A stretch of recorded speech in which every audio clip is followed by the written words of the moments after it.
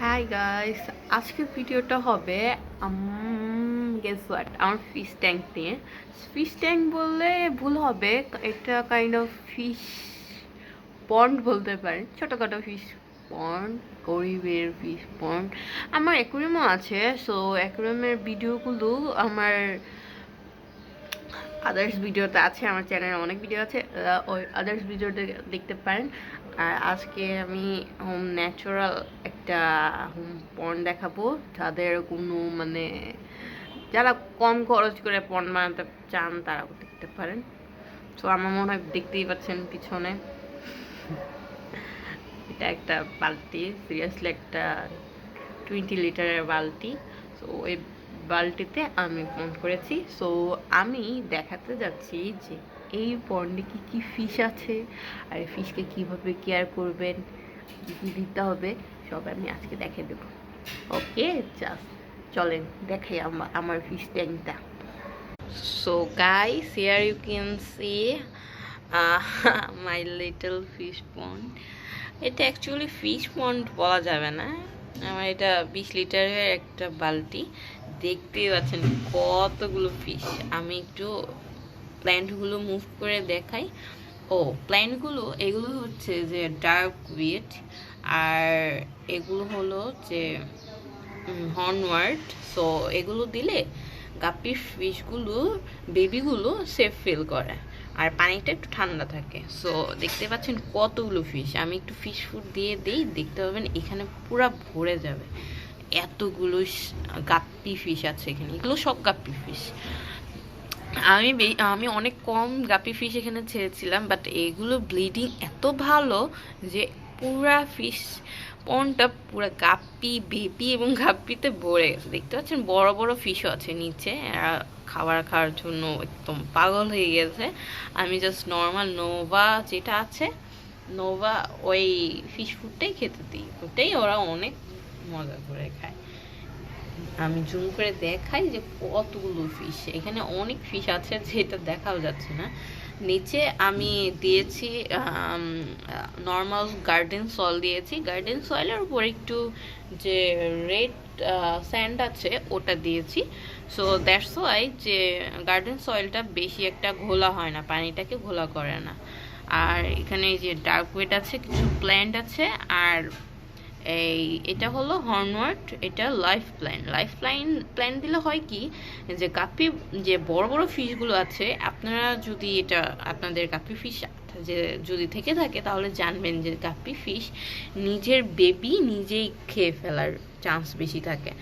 So এই hornwort দিলে সেই চান্সটা অনেক কমে যায়, কারণ ওই গাপ্পি যে ছোট ছোট ফিশের যে ফ্রাই আছে, ফিশের যে বাচ্চা আছে, সেগুলো হাইড করার জন্য একটা প্লেস পায়, সেটা এই হর্নওয়ার্ট। এই হর্নওয়ার্টের কারণে তারা এইখানে ছোট ছোট বেবিগুলো, এই যে দেখতে পাচ্ছেন, এই যে একটা বেবি, এই যে ছোট্ট বেবি, আর কিন্তু বড় বেবিগুলো, বড় ফিশগুলো কিন্তু অনেক বড় হয়। সো এগুলো বড় মাদার আর ফাদার থেকে লুকিয়ে সেফ থাকতে পারে। সো এটা অনেক ভালো কাজ করে। সাথে আপনার ট্যাঙ্কটা তো ঠান্ডা থাকছে, কারণ আপনার ট্যাঙ্ক যখন গরম হয়ে যাবে ফিশগুলো অনেক সিক হয়ে যাওয়ার চান্স থাকে।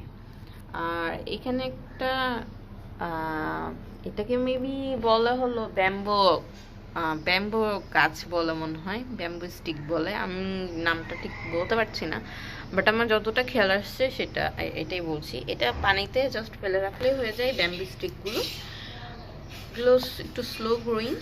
সো আপনি এখানে ফেলে রাখলেই আস্তে আস্তে এরা এদের মতো করে বাড়তে থাকবে। এগুলো একটু লাইট বেশি পেলে ভালো বাড়ে।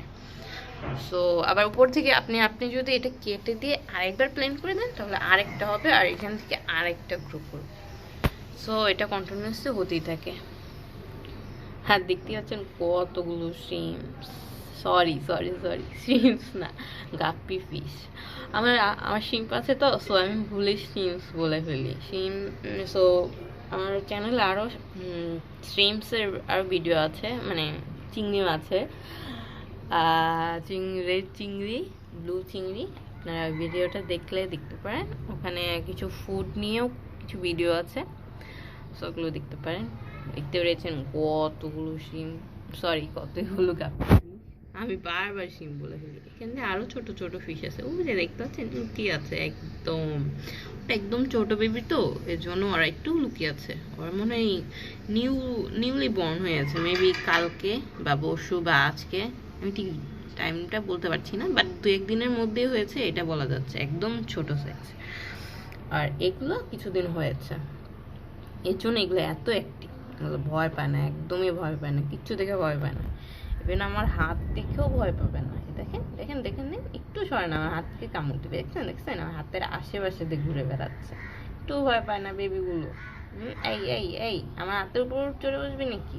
এই যে দেখতে পেয়েছেন, আমার হাতের উপর চড়ে বসবে। এই যে একদমই ভয় পায় না, অনেক অ্যাক্টিভ বেবি। তো জাস্ট আমি আমার ভিডিওটা শেয়ার করলাম এটার কারণে যে অনেকে মাছ বাট টেক কেয়ার কিভাবে করবেন, অনেক খরচ এসব ভেবে অনেকেই এসব স্কিপ করেন। বাট আমার মতে এগুলো একদমই, যে টেক কেয়ার করতে অনেক খরচ হয়, একদমই না।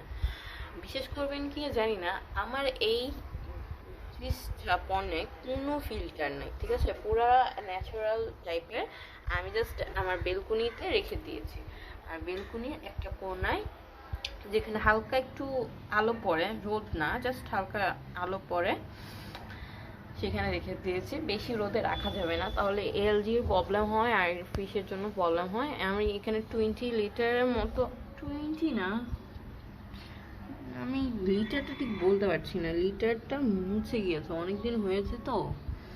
যাক, একটা নর্মাল সাইজের বালতি, এটার দাম প্রায় 200 থেকে 250 মতো হবে। আরএফএল এর বালতিগুলো, ওখানে আমি পানি দিয়ে ফুল করেছি। সো কিছু জাস্ট কিছু গার্ডেন সয়েল দিয়েছি, আর তার উপরে জাস্ট আমি ওই রেড সেন্টটা আছে, সিলেটি সেন্ট বলে ওটাকে, ওটা দিয়েছি। তারপর আমি কিছু লাইভ প্ল্যান্ট ছেড়ে দিয়েছি। লাইভ প্ল্যান্ট অনেক হেল্পফুল, এটা আপনারা দিয়ে ট্রাই করে দেখতে পারেন। এখানে আমি যে হর্নওয়ার্ড দিয়ে রেখেছি, আর এই যে ডার্ক ওয়েট দিয়েছি। ডার্ক ওয়েটটা পানিটাকে অনেক ঠান্ডা রাখে, এটা অনেক উপকারী। তারপর এইটা আমি অপশনাল, সবই অপশনাল, আপনার ইচ্ছা মতো আপনি ডেকোরেশন করতে পারেন, কিন্তু হর্নওয়ার্ডটা আপনাদের জন্য বেটার হবে, কারণ হর্নওয়ার্ড প্ল্যান্টের কোনো কোনো রুট হয় না। সো আপনারা এটা জাস্ট এভাবে রেখে দিবেন, ফ্লোটিং প্ল্যান্ট হিসেবে ছেড়ে দিবেন, সো কোনো প্রবলেম হবে না। সো এভাবে করতে পারেন। আপনাদের যদি আরও কোনো ইনফরমেশন লাগে আমাকে জিজ্ঞেস করতে পারেন, আমি অবশ্যই হেল্প করার ট্রাই করব। আর যদি আমাকে কমেন্টে জিজ্ঞেস করবেন, আমি অবশ্যই হেল্প করার ট্রাই করব। আর যদি কারো কোনো কোনো কিছু দরকার হয়ে থাকে আমাকে জিজ্ঞেস করতে পারেন, আমি তাকে দেওয়ার অবশ্যই ট্রাই করব। এগুলো অবশ্যই আমি হেল্প করার ট্রাই করব। সো আর ভিডিওটা ভালো লাগলে লাইক করবেন, আর আমার চ্যানেলে আরও এই প্ল্যান্টের আরও ভিডিও আছে, ওগুলো দেখতে পারেন, সাবস্ক্রাইব করতে পারেন, তাহলে নেক্সট আরও কোনো আরও ইনফরমেশন নিয়ে আমি আপনাদের জানাতে পারি। আর হোমমেড ফুড নিয়েও আমার চ্যানেলে আরও ভিডিও আছে, ওগুলো দেখতে পারেন। So bye guys for today.